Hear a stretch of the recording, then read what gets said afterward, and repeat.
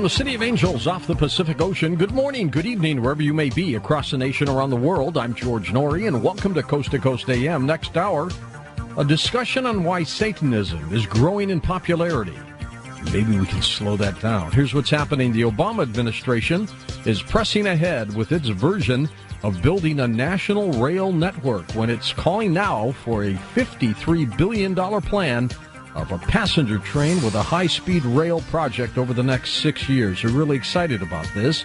The proposal made by Vice President Joseph Biden in Philadelphia would move the country closer to the president's goal of making high-speed rail accessible to 80% of Americans within 25 years.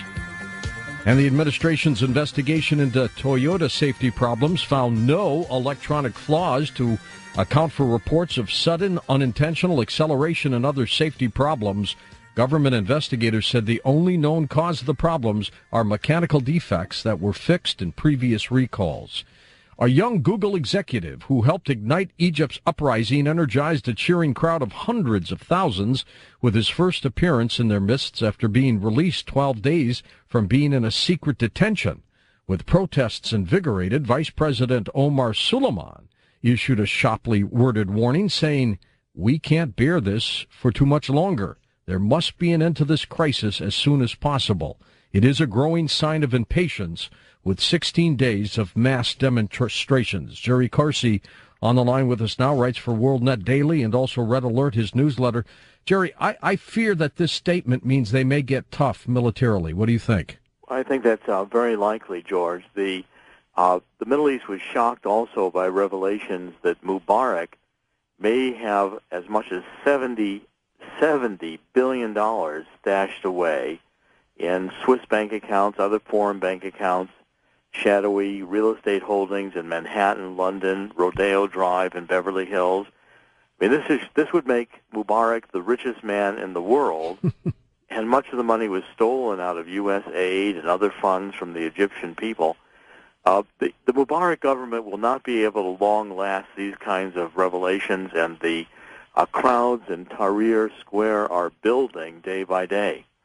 Can we ever get the money back from him? Oh, I doubt it very much, George. All gone somewhere. It's all gone somewhere. I mean, even tracing it is going to be very difficult, but it's a real insult to the Egyptian people, and it again makes a mockery of U.S. foreign aid that was meant to go to other purposes, not to enrich a dictator.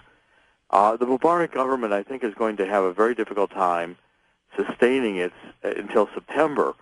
The problem is this Muslim Brotherhood is really on the rise, and the Muslim Brotherhood, the more people should look into it, realize that it's a very radical organization. It's been banned in Egypt, and if the Muslim Brotherhood comes out of this with a place in the newly formed government, I think it means that Egypt, which has been really kind of a bedrock of peace in the Middle East, could become radicalized and could be much more dangerous for Israel. Okay, we'll monitor that situation. Scientists believe that they have discovered the genetic code that makes some people sleepwalk. By studying 4 generations of a family of sleepwalkers, they trace the fault to a section of chromosome 20. Carrying even one copy of the defective DNA is enough to cause sleepwalking, they say. They hope to target genes involved and find new treatments for the condition that affects up to 10% of children and 1 in 50 adults. Well, there's more bad news in the cards for Romania's witches. A month after Romanian authorities began taxing them for their trade, the country's soothsayers and fortune tellers are cursing a new bill that threatens fines or even prison if their predictions don't come true. Superstition is a serious matter in the land of Dracula, and officials have turned to witches to help the recession-hit country collect more money and crack down on tax evasion. Well, Fiona Horn is an leading expert on modern-day witchcraft. Let's check in with her on this. Taxing them because their predictions don't come true? Unbelievable. Well, I think taxing is okay in general because, it's a job, they earn income, whatever, taxing, fine. But being fined and possibly going to jail for predictions not coming true is outrageous. I mean, here's an analogy. Does a weatherman get fined when he gets the forecast wrong. I mean, seriously, when I do readings, because I read the cards and I do psychic prediction work as well, I, to the best of my ability, take in all the prevailing influences as I perceive them, and then to the best of my ability, I predict what's most likely going to happen given the current prevailing influences. But I always emphasize to my clients that the future is created by the steps we take today. And seriously, sometimes in a very volatile situation, trying to predict what's going to happen is like trying to predict which way a leaf's going to blow in a hurricane. You know, it can be very volatile. Sure. But, you know, to find the Romanian witches and then put them in prison because their predictions don't become true, well then lock up every weatherman, lock up every surgeon that says he can perform a successful operation. I mean, you know, you go to hospital, you have to sign a piece of paper saying, I understand that there's no guarantee this surgery is going to work. I've heard some crazy bills and laws before, Fiona, but this one takes the cake. I really think it takes cake. Look, I'm cool with taxing. It is what it is. I pay taxes. You know, if I do a reading and I earn income from it, I pay taxes on it. I declare the income. It is what it is. You know, we always say in witchcraft, you cross the palm with silver. I've done a lot of charity work. I've done a lot of free stuff, a lot of stuff just to help others. But you know, you have to eat. You pay your rent. You have to put food on the table. You have to sometimes charge for your services. Paying tax is fair enough, but being fined and sent to jail for predictions not coming true is truly outrageous. And, you know, anyone listening out there, you know, if you're going to a psychic or you're getting predictions, remember your future is created by the steps you take today. The best service a psychic can give is tell you, you know, if you keep continuing in that direction, I predict something possibly that you don't like could happen. So let's change that. Let's change those steps and send you off in a better direction. And that's where the real service of a psychic and a soothsayer comes in. You know, it's guidance. All right, they should not be penalized for getting things wrong. Fiona Horn's website is linked up with our Twitter feed at coasttocoastam.com. Fiona, thank you so much. A Chance Discovery in 1985 leads historical researcher Ron Pastore on an adventure into the life and death of Jesse James. But it's much more than that. What about Jesse James' hidden treasure? What about his secrets? That's next on Coast to Coast AM.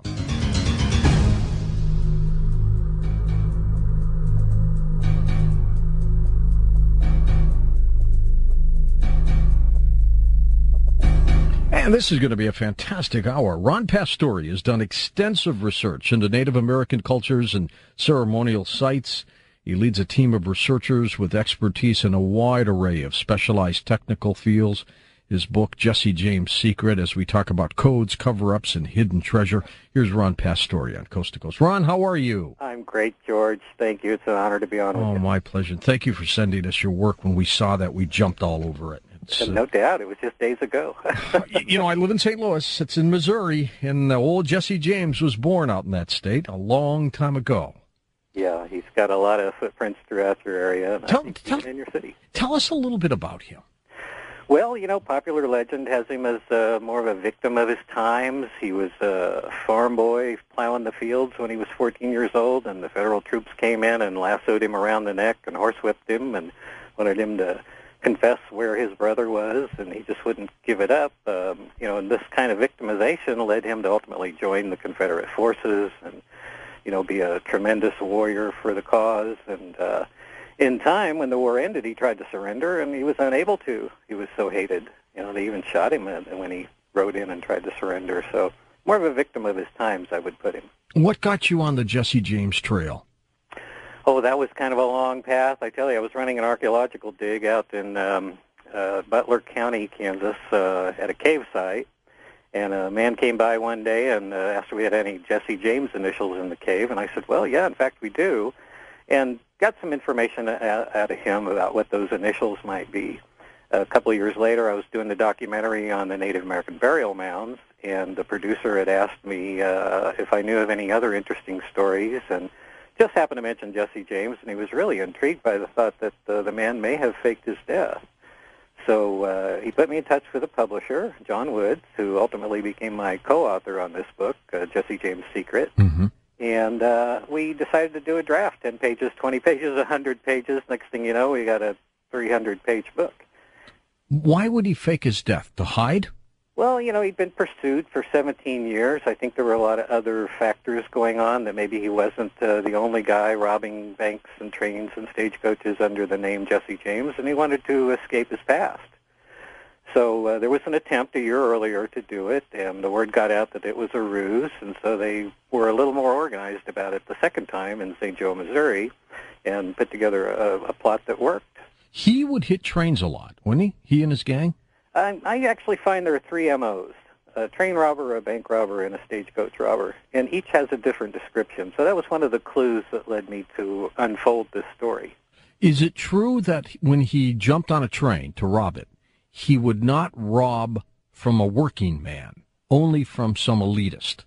Right. Yeah, he would go so far even to check a man's hands to see if they were calloused, and if somebody had taken something from him, he'd give it back.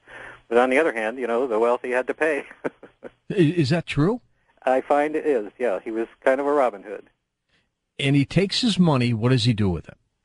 Well, there's a lot of contention about that, but what I found primarily on the larger robberies is that they already had a stash, a cash place to put this stuff before they robbed the bank or train or whatever it happened to be, and stashed it so they could ride away unencumbered. And these caches are all over the country. Surely they took some pocket money along, but if you've got a big, heavy sack of gold, you're not going to get away with that too fast. Was he stealing for the Confederates at all? Yeah, I believe there was a bigger plot here, a larger organization. I mean, there was huge robberies, like the St. Louis Federal Reserve got taken for, I think it was $400 million, and there was just huge robberies all around the country that were probably operated through a clandestine society. And where's the money now? Well, I think a lot of it's still out there, George. Hidden away? Yeah, in these organized, very well-done caches that were put together by masons with their skills, and a tremendous coding system and a specialized mapping system, and, it's traceable. I mean, we found evidence of that. I mean, are they is it buried, or they're put, like you just mentioned, masonry, so have they built small little edifices? They put them in, put the gold in, and covered it up with brick and stuff? Yeah, I find in some of my research where they would go file a mining claim and bring in the miners. First the engineers, then the miners, hustle those guys off, and they'd bring in some masons, and they'd build the vault, and they send those guys away, and then the treasure train would arrive, they'd offload, fill the vault up, and seal it up, and conceal the entrance, and nobody would ever know.